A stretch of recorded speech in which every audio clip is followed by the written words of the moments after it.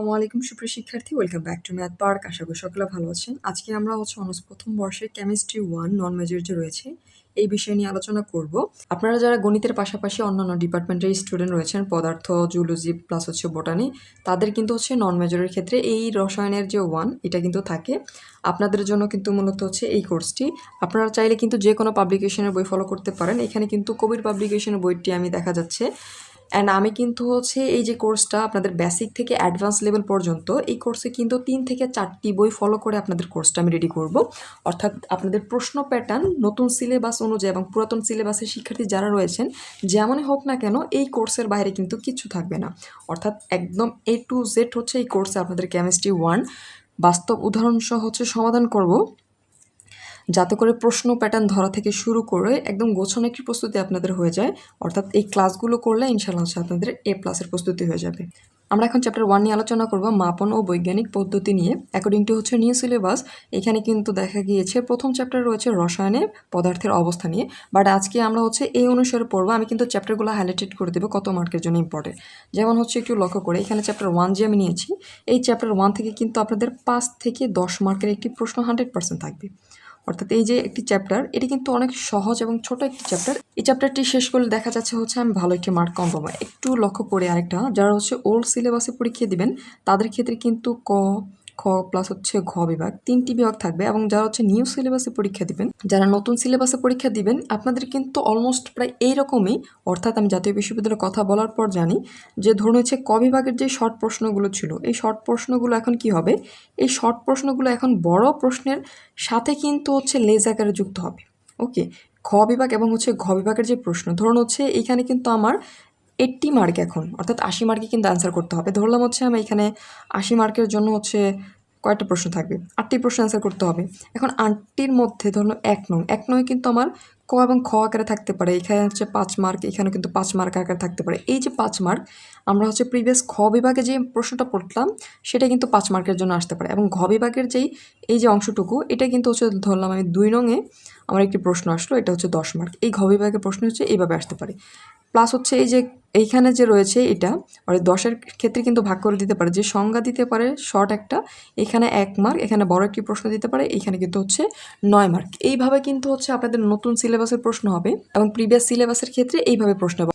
যদি আমরা একটু বিশ্লেষণ করি, আমরা দেখতে পাচ্ছি আমাদের প্রিভিয়াস যে মান বন্টন, এখন নতুন মান বন্টনে তেমন কোনো তফাৎ নেই। অর্থাৎ প্রশ্ন যে বাদ দিব, এখন আমরা ক বিভাগের প্রশ্ন যে বাদ দিয়ে পড়বো সেই সুযোগ কিন্তু নেই। সো অবশ্যই আপনারা শর্ট প্রশ্নগুলো পড়বেন। এখন আমরা চলে যাই প্রশ্নে। এখন আমরা একটি প্রশ্ন নিয়ে আলোচনা করব, ভুলের উৎসসমূহ কি। এখানে যে ভুল বলা আছে এটি কিন্তু রসায়নের ক্ষেত্রে যে আমরা পরীক্ষণ নিরীক্ষণ করে থাকি সেই ভুলগুলো, এই উৎস কি কি হতে পারে। অর্থাৎ প্রশ্নটা কিন্তু দুইভাবে আসতে পারে, এবং সর্বশেষ কিন্তু 2018 সালে প্রশ্নটি এসেছিল। সো আমরা একটু জানি যে রসায়নে ভুলের প্রধান উৎস হতে পারে যান্ত্রিক ভুল, পর্যবেক্ষণজনিত ভুল, পরিবেশগত ভুল, নমুনা সংগ্রহিত ভুল, রাসায়নিক ভুল বা গণনাজনিত ভুল, এরকম হতে পারে। যেমন আমরা যখন বুলেটের ভুল পার্ট নেওয়া, ত্রুটিপূর্ণ যন্ত্র ব্যবহার করা এবং হিসাবে ভুল, এইসব কিন্তু হতে পারে। আমি এইখানে কিন্তু আমাদের বই অনুসারে 5টি ভুল নিয়েছি। 5টি ভুল সম্পর্কে এখন আলোচনা করব। প্রথমত ব্যক্তিগত ভুল। পরীক্ষাকালে যে পরীক্ষাকারীর নিজ কারণে, অর্থাৎ যে পরীক্ষা করছে তার নিজ কারণে যথা অদক্ষেপ, যখন বিক্রিয়ার অদক্ষেপ হবে তখন অদক্ষেপের যথাযথ সম্পূর্ণকরণ বা ধৌতকরণে ভুল। আমাদের অদক্ষেপের সম্পূর্ণকরণ বা ধৌতকরণে ভুল হতে পারে। ওজন যখন নিবে কোনো একটা বস্তুর বা কোনো একটা পদার্থের, এই ওজন নেওয়া বা হিসেব বের করা, নিরূপণে ভুল হতে পারে। দৃষ্টিশক্তির দুর্বলতার কারণে কোনো পাঠে ভুল নেওয়া, অর্থাৎ আমরা কোনো একটি পাঠে যদি ভুল নেই, চোখের সমস্যা বা দৃষ্টি শক্তির দুর্বলতার কারণে, ধরলাম এখানে পাঠ আমার আসছে ওই পদার্থের ক্ষেত্রে 7, আমরা নিলাম 6, সেই ক্ষেত্রে কিন্তু এখানে ভুল হতে পারে। ইত্যাদি কারণে পরীক্ষালব্ধ মানে ভুল ঢুকে পড়ে, অর্থাৎ এটা শুধুমাত্র ব্যক্তিগত ভুলের কারণে। দ্বিতীয় যান্ত্রিক ভুল। পরিমাপে ব্যবহৃত যন্ত্র যেমন নিক্তি এবং ওজন সমূহে ভুল থাকলে সঠিক পরিমাপের প্রিপেড না ব্যবহার করা ইত্যাদি থেকেও মাপনে ভুল আসতে পারে। অর্থাৎ পরিমাপে ব্যবহৃত, আমরা কোনো কিছু পরিমাপ করার ক্ষেত্রে, আমরা যখন কোনো কিছু পরিমাপ করব, পরিমাপ করার ক্ষেত্রে আমাদের যন্ত্র নিব, ধরলাম আমরা যন্ত্র নিলাম এটা কি পরিমাপ করার ক্ষেত্রে। এখন এই কোনো একটি নিক্তির ওজন, নিক্তীয় ওজন সমূহের যখন ভুল থাকবে, এর ক্ষেত্রে যদি ভুল দাঁড়ায়, সেই ক্ষেত্রে আমরা কি পাবো না, সঠিক মাপের কিন্তু প্রিপেড পাবো না। আবার প্রিপেডটা যদি সঠিক আমরা ব্যবহার না করি, তাহলে আমরা কি করব, এই থেকে আমাদের ভুল আসতে পারে। এবং 3 নম্বর হচ্ছে বিকারজনিত ভুল। ভুল বা হচ্ছে অপদ্রব্য মিশ্রিত অবিশুদ্ধ বিকার বা তার অসম্পূর্ণ ব্যবহার ক্ষেত্রে ভুল মান আসতে পারে। অর্থাৎ আমাদের বিকার, যে বিকারটা নিব, অর্থাৎ আমরা হচ্ছে একটি বিকার কল্পনা করলাম। ওকে, এই বিকার বা হচ্ছে এতে যদি আমরা যখন মিশ্রণ দিব, এই মিশ্রণে যদি আমরা মিশ্রণের চাইতে অপদ্রব্য, যা হচ্ছে আমাদের প্রয়োজন নেই, এই অপদ্রব্য হচ্ছে মিশ্রিত অবিশুদ্ধ বা হচ্ছে পানি আমরা যখন নিয়ে কাজ করবো যে অবিশুদ্ধ থাকে বা হচ্ছে অবিশুদ্ধ বিকার কিন্তু, এবং তা অসম্পূর্ণ ব্যবহার, এবং এটা যদি সম্পূর্ণ আমরা ব্যবহার না করি, সেই ক্ষেত্রে কি ভুলের মান, অর্থাৎ মান কি ভুল আসতে পারে। 4 নম্বর হচ্ছে পদ্ধতিগত ভুল। ভুল বা হচ্ছে অযথাযথ পদ্ধতি ব্যবহারে, অর্থাৎ আমরা পদ্ধতি যেটা অবলম্বন করলাম এটা সঠিক ছিল না, এটা কি ছিল, এটা ছিল হচ্ছে ভুল। এই ভুল যেমন হচ্ছে আমাদের মাত্রিক বিক্রিয়া যথেষ্ট দ্রুত নয়, অর্থাৎ যে আমরা হচ্ছে বিক্রিয়া নিলাম এটা যথেষ্ট দ্রুত নয়, এবং বিক্রিয়াজনিত মাত্রিক পদ্ধতি, অর্থাৎ এই যে আমরা যেই হচ্ছে মাত্রিক পদ্ধতিটি নিলাম, এই বিক্রিয়া কি হবে, তখন বিক্রিয়াজনিত মাত্রিক পদ্ধতির ব্যবহারের প্রাপ্ত মানে ভুল ঢুকে যেতে পারে। যখন আমরা কি করব, ভুল বা হচ্ছে অযথাযথ পদ্ধতির মাধ্যমে কি করব, বিক্রিয়াজনিত হচ্ছে পদ্ধতি অবলম্বন করব। আকাঙ্ক্ষিত ভুল হচ্ছে যথেষ্ট সাবধানতা সত্ত্বেও পর্যবেক্ষণ মানে ভুল ঢুকে যায়, অর্থাৎ যথেষ্ট আমরা সাবধানতার সাথে বিক্রিয়াটা সম্পূর্ণ করা থাকলেও, অর্থাৎ আমরা যে ব্যবহারটা করলাম, অর্থাৎ যে কার্যটা আমরা সম্পূর্ণ করলাম, এর মাঝে কি থাকতে পারে, পর্যবেক্ষণের মানে ভুল ঢুকে পড়ে। এই ছিল মূলত হচ্ছে আমাদের ভুলের উৎস। এটা কিন্তু আপনাদের হচ্ছে 4 থেকে 5 মার্কের জন্য পরীক্ষায় আসতে পারে। খুব গুরুত্বপূর্ণ এবং হচ্ছে সহজ একটি প্রশ্ন, আশা করি হচ্ছে সকলে বুঝতে পেরেছেন। এই যে আমরা প্রশ্নটা সমাধান করলাম, এই প্রশ্নের কোথাও সমস্যা থাকলে অবশ্যই কমেন্ট সেকশনে জানাবেন। এখন আমরা হচ্ছে এই চ্যাপ্টারে আরেকটি প্রশ্ন নিয়ে আলোচনা করব। আরেকটি প্রশ্ন নিয়ে আলোচনা করব। মূলত হচ্ছে 3টা সংজ্ঞার সমন্বয়ে এই প্রশ্নটি হচ্ছে গঠিত। আপনাদের হচ্ছে এই যে মাপনের নির্ভুলতা, প্রমাণ বিচ্যুতি বা হচ্ছে বেদাঙ্ক, এটি কিন্তু হচ্ছে আপনাদের যে কোনো একটি প্রশ্নের সাথে লেজ আকারও দিতে পারে। এটা সর্বশেষ 2018 সালে কিন্তু এসেছিল। আমরা প্রথমে জানি হচ্ছে মাপনের নির্ভুলতা। যে কোনো পরীক্ষা পদ্ধতি দ্বারা নির্ণীত হচ্ছে কোনো মাপনের সাথে এর সত্যিকারের মানের সমতাকে মাপনের হচ্ছে নির্ভুলতা বলে। অর্থাৎ একটু লক্ষ্য করি, কোনো একটা পরীক্ষণ চলাকালীন আমরা যে পরীক্ষণ পদ্ধতিটা কি করব, এই পরীক্ষা হচ্ছে পদ্ধতির ক্ষেত্রে আমরা যখন মাপের কাজ করব, এটা যদি সত্যিকারের যে মাপটা, অর্থাৎ মাপটা দেওয়ার পর যে সত্যিকারের অ্যাকুরেট মানটা আমরা যখন পাবো, এই সমতাকে আমরা বলা হয় মাপনের নির্ভরতা। অর্থাৎ তখন কি হবে, এই মাপে আমাদের কোনো ধরনের ভুল নেই, এটাকে বলা হচ্ছে মাপনের নির্ভুলতা। এখানে কিন্তু ভুলতা হবে। তার পরবর্তীতে হচ্ছে প্রমাণ বিচ্যুতি।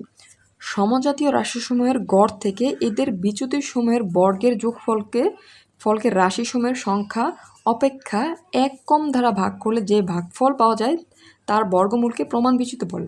অর্থাৎ দুইটা নিলাম হচ্ছে সমজাতীয়। ওকে, এই দুইটা সমজাতীয় রাশিসমূহ থেকে আমরা যখন গড় করে এদের যে বিচ্যুতি, অর্থাৎ এই যে বিচ্যুতি ঘটে গেল, বিচ্যুত সমূহের বর্গ, অর্থাৎ বিচ্যুত সমূহ যখন বিচ্যুত হয়ে যাবে, এদের বর্গকে আমরা কি করব, বর্গের যোগফলকে, অর্থাৎ বর্গের যোগফল রাশিসমূহের, আমাদের হচ্ছে রাশি যে সময় থাকবে এই অপেক্ষা 1 কম, যতগুলো রাশি থাকবে তার থেকে 1 কম দ্বারা কি করব, ভাগ করলে আমরা যে ভাগফল পাবো তাকে বলা হয় বর্গমূলকে প্রমাণ বিচ্যুতি বলে। এর পরবর্তীতে হচ্ছে বেদাঙ্ক। বেদাঙ্ক বা হচ্ছে বেদ বিস্তার। বেদাঙ্ক মূলত হচ্ছে বেদ বিস্তার পরিমাপকের একটি গুরুত্বপূর্ণ পরিমাপক, অর্থাৎ বেদ বিস্তার যে রয়েছে এর পরিমাপক একটি গুরুত্বপূর্ণ পরিমাপক হচ্ছে বেদাঙ্ক। তথ্য সারির গাণিতিক গড় যে থেকে তথ্য মানসমূহ ব্যবধান বর্গের সমষ্টি মোট তথ্য সংখ্যা দ্বারা ভাগ করলে যে ভাগফল পাওয়া যায় তাকে বেদাঙ্ক বলে। অর্থাৎ আমাদের তথ্য সারি থাকবে। ওকে, ধরলাম হচ্ছে এটা তথ্য সারি।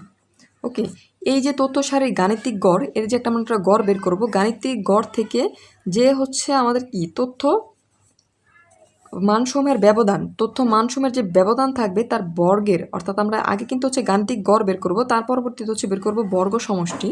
মোট তথ্য, বর্গ সমষ্টি থেকে আমাদের মোট যে তথ্য থাকবে তার সংখ্যা দ্বারা ভাগ করব। এই মোট যে তথ্য আমরা ধরলাম, এই তথ্য থেকে আমরা যখন এই যে সমষ্টি বের করব, সমষ্টিতে ভাগ করলে যে ভাগফল আমরা পাবো, এটাকে মূলত বলা হয় বেদাঙ্ক। আশা করি বুঝতে পেরেছেন। এই প্রশ্নটি কিন্তু ছোট, আপনাদের বিশেষ করে আপনারা হচ্ছে এটি সংজ্ঞার জন্য পড়বেন। এখন আমরা হচ্ছে আরেকটি প্রশ্ন নিয়ে আলোচনা করব। এটা কিন্তু হচ্ছে একটু লক্ষ্য করি, এটা 13 সালে আসার পর কিন্তু 2024 সালে এসেছিল, অর্থাৎ অলমোস্ট কিন্তু এখানে 11 বছর পর এসেছিল। অর্থাৎ আপনাদের নন মেজরের ক্ষেত্রে একটি সমস্যা হচ্ছে, এখানে কিন্তু প্রিভিয়াস অনেক পূর্বে এসেছিল সেই প্রশ্ন আসে এবং বোর্ডে আসেনি সেই প্রশ্নগুলো কিন্তু এসে থাকে, অবশ্যই কিন্তু এগুলো পড়ে শেষ করে রাখবেন। এখানে প্রশ্ন হচ্ছে মাপনের যথার্থ কি, মাপনের যথার্থতা সম্পর্কে প্রমাণ বিচ্যুতি উত্তম পরিমাপক কেন ব্যাখ্যা করো। ওকে, প্রথমত হচ্ছে মাপনের যথার্থতা কি এটা আমাদের হচ্ছে লিখতে হবে। মাপনের যথার্থতা আমরা কিন্তু ইতিপূর্বে আছে মাপনের নির্ভুলতা সেই সম্পর্কে জেনেছি, কিন্তু যথার্থতা সম্পর্কে জানিনি। কোনো নির্দিষ্ট মাপন পদ্ধতিতে কোনো নমুনা বারবার বিশ্লেষণ দ্বারা প্রাপ্ত মানসমূহের অনুরূপতা বা হচ্ছে সমতাকে মাপনের যথার্থতা বলা হয়। অর্থাৎ হচ্ছে কোনো নির্দিষ্ট মাপন, অর্থাৎ আমরা যে মাপন পদ্ধতিটা ব্যবহার করব এটা নির্দিষ্ট থাকবে, কোনো নমুনা বারবার এবং হচ্ছে নির্দিষ্ট থাকার পর আমরা যে নমুনাটা নিব এই নমুনাটা আমরা বারবার বিশ্লেষণ করব।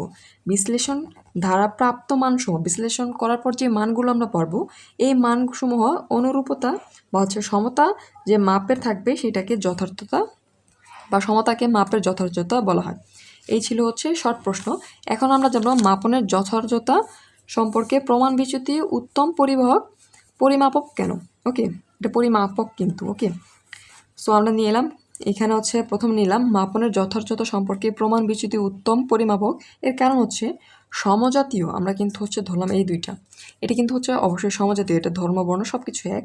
সমজাতীয় রাশিসমূহের গড় হতে উহাদের বিচ্যুতি সমূহের বর্গের সমষ্টিকে আমরা হচ্ছে যে মোট রাশির সংখ্যা অপেক্ষা মান দ্বারা ভাগ করলে যে ভাগফল পাওয়া যায় উহাকে বর্গমূলকে প্রমাণ বিচ্যুতি বলা হয়। এটা কিন্তু হচ্ছে প্রমাণ বিচ্যুতির সংজ্ঞা আমরা কিন্তু হচ্ছে এই অংশ থেকে শিখেছিলাম, প্রমাণ বিচ্যুতি। ওকে, এখন আমরা পরবর্তী পেজে চলে যাব। তার পরবর্তীতে নিচের সমীকরণ, আমরা প্রথমত হচ্ছে প্রমাণ বিচ্যুতির যে সংজ্ঞা এই সংজ্ঞাটা দিয়ে নিব। এখন নিচের সমীকরণের সাহায্যে ইহা প্রকাশ করা যায়, অর্থাৎ প্রমাণ বিচ্যুতির কিন্তু একটি সূত্র রয়েছে S = আমরা হচ্ছে এই যে এইখানে একটু বলেছিলাম কি প্রমাণ বিচ্যুতির ক্ষেত্রে আমরা অনেকগুলো রাশি নিব সমজাতীয়।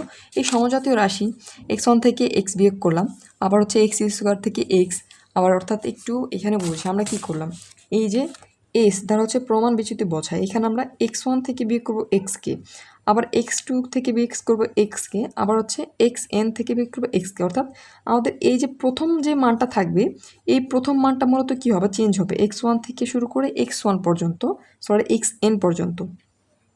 বাট এই পাশে যে মানটা থাকবে এটা কিন্তু এক্সই থাকবে এবং প্রত্যেকটি কিন্তু বর্গমূল হবে। ওকে, বর্গ আমরা কিন্তু বলেছিলাম। এবং হচ্ছে বর্গ যে থাকবে আমরা ভাগ করব কে, এই যে বর্গমূল থাকবে এটার সংখ্যা, মোট সংখ্যা, আমাদের যে মোট সংখ্যা থাকবে মোট সংখ্যা দ্বারা কি করব, মান দ্বারা আমরা হচ্ছে ভাগ করে যে মান পাবো তাকে কিন্তু হচ্ছে প্রমাণ বিচ্যুতি বলা হয়। যে রাশিসমূহ আমাদের এগুলো কিন্তু হচ্ছে সমজাতীয় রাশি ছিল, এই সমজাতীয় রাশিতে বিচ্যুত সমূহ অর্থাৎ এই যে রাশি থেকে বিচ্যুত ধরলাম x1 থেকে শুরু করে xn পর্যন্ত, কিন্তু এই বিচ্যুত সমূহ যে ছিল এর বর্গ বলতে যে কিন্তু আমরা প্রত্যেকটি জায়গায় স্কোয়ার করে দিয়েছি এবং √স্কোয়ার করে দিয়েছিলাম।